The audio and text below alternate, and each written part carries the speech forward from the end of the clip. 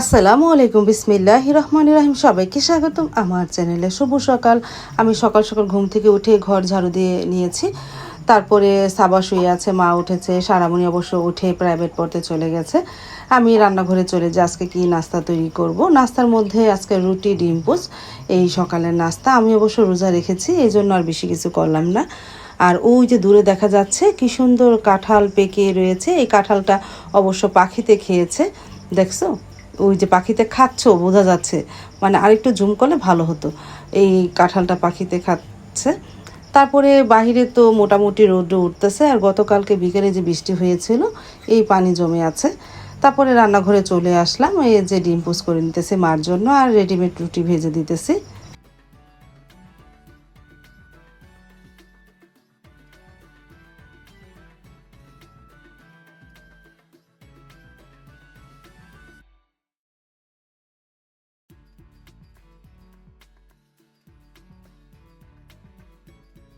সাইদুল বাবা অবশ্য রুটি খায়নি, ফ্রিজে খুদের বোয়া ছিল, ভর্তা ছিল, আর গতকালকে এক টুকরা মাছ ছিল, তাই গরম করে দিলাম, খেয়ে নিল। মা রুটি ডিম পোচ খেলো।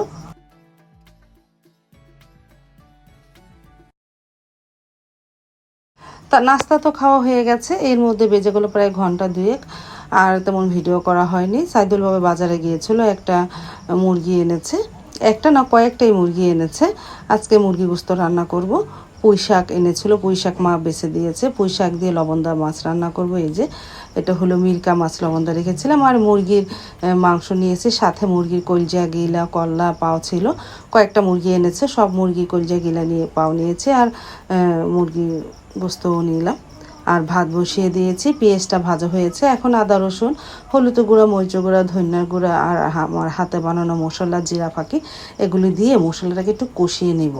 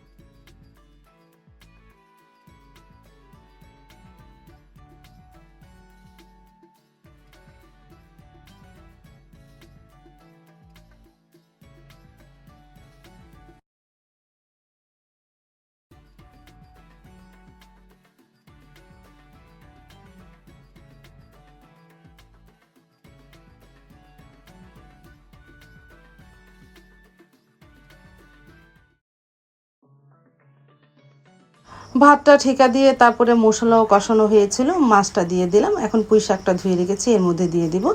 আর পাশে চলে আস্তে আস্তে মুরগি গোস্তটাও হচ্ছে।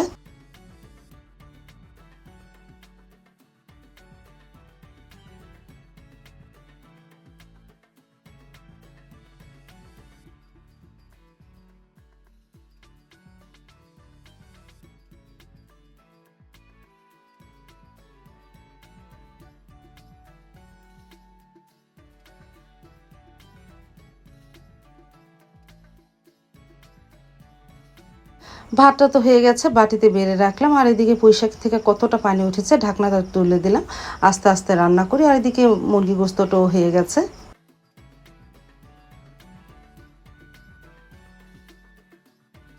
এই যে হয়ে গেল, নামিয়ে রাখা। মাশাআল্লাহ, কালারটাও সুন্দর এসেছে। আর চচ্চড়িটা আরেকটু পানি শুকানো হলে নামিয়ে ফেলবো। মানে পানি রাখতে হয় না লবণদা মাছে। এই পানিটা পুরো শুকিয়ে ফেলে চচ্চড়ি মতন হলে এই মাছটা খেতে খুবই ভালো লাগবে। তারপর তো অবশেষে হয়ে গেল এই পুঁইশাক দিয়ে লবণদা মাছের চচ্চড়ি।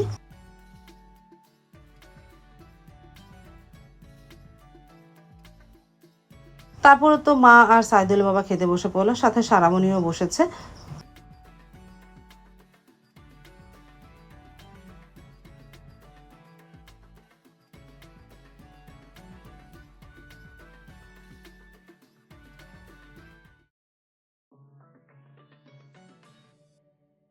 দুপুরে খাওয়া দাওয়ার পরে তো আর ভিডিও করা হয় না, আমি একটু রেস্ট নিয়েছিলাম। আমি তো রোজা রেখেছি, একটু ডালের বড়া ভাজতেছি। আর আম, কাঁঠাল গাছের যে যে কাঁঠালটা পাখিতে খেয়েছিল সেটা পেরেছিলাম, প্রায় 5-6টা রোয়া হয়েছে, এর বেশি হয়নি।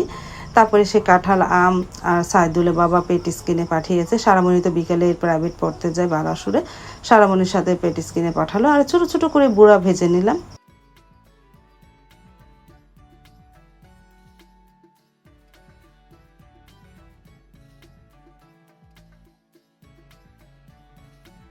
এই যে ইফতারি করতে বসে পড়লাম, মেয়েদের ডাক দিলাম, ওরা বলতেছে নামু তুমি ইফতারি করো।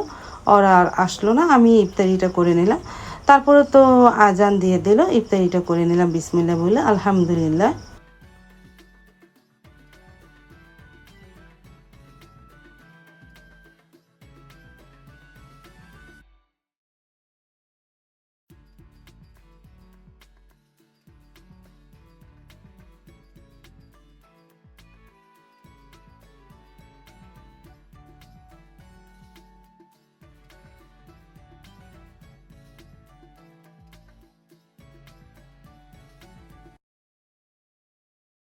নামাজ পড়ে প্রায় ঘন্টাখানিক পর প্রায় 8টা বাজে ভাত নিয়ে বসলাম।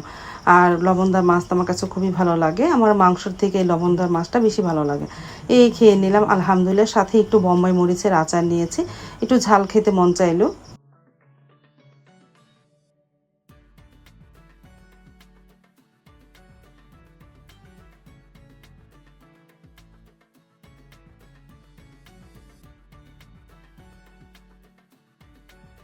তারপর প্রায় 9টা বাজে সাইদুলের বাবা চলে আসলো।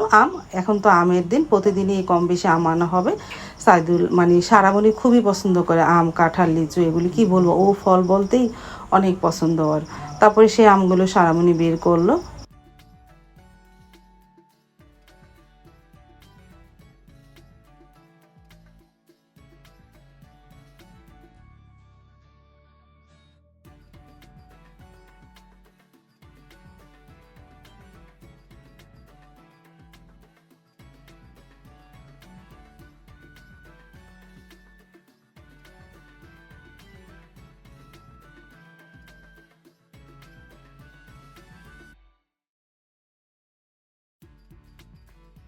তারপরে রান্নাঘরে চলে আসলাম, 4টা লুচি ভাজবো। সারাবনি কতদিন যাবত আমার বলতেছে আমার একটু লুচি ভেজে দাও, যেহেতু আজকে গোস্ত আছে লুচিটা ভেজে দিলাম। আটা সানিয়ে রেখেছিলাম, কারণ সাইদুলের বাবা রাত্রে বলতেছে আমি রুটি খাবো। আমি তো ভাতই খেয়েছি, সাইদুলের বাবা মা রুটি খাবে, এজন্যই রুটি ভাজার জন্য চলে আসলাম। সারামণিকে লুচি ভেজে দিয়ে তারপর মা আর সাইদুলের বাবার জন্য লুচি ভাজবো। লুচি না, সরি, রুটি বানাবো। সারামণি খাবে লুচি আর মা আর সাইদুলের বাবা খাবে রুটি। তারপরে ফুলকো ফুলকো লুচি ভাজা হয়ে গেছে, সারামণি নিয়ে গেলো গরম গরম খাবে না। এই যে ড্রয়িং রুমে নিয়ে এসেছে, এখন রুটি ভেজে নিই।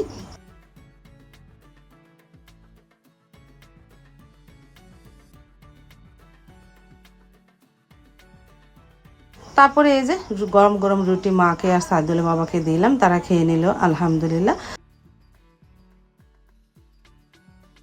আজ তাহলে এই পর্যন্ত, দেখা হবে আগামীকালকে নতুন আরেকটা ব্লগ নিয়ে। আল্লাহ হাফিজ, আসসালামু আলাইকুম।